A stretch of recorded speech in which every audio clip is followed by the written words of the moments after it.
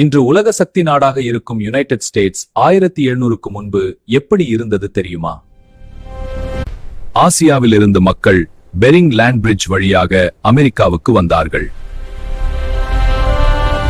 அவர்களே native Americans. Meso America பகுதியில் மாயா நாகரிகம், பெரிய நகரம் தெனோஸ்டிட்லான், ஆஸ்டெக் பேரரசு, மலை நகரங்கள், இன்கா சிவிலைசேஷன். 1402 கிறிஸ்டோபர் கொலம்பஸ் புதிய உலகை அடைந்தார். இதுவே ஐரோப்பிய காலனித்துவத்தின் தொடக்கம். 1607 ஜேம்ஸ் டவுன் முதல் ஆங்கில குடியேற்றம். 1680 பிளிமத் காலனி பில்கிரிம்ஸ் வந்தனர்.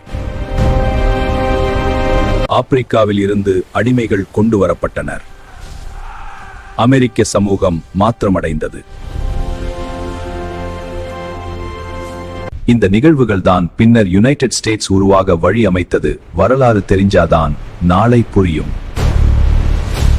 Subscribe for more history videos.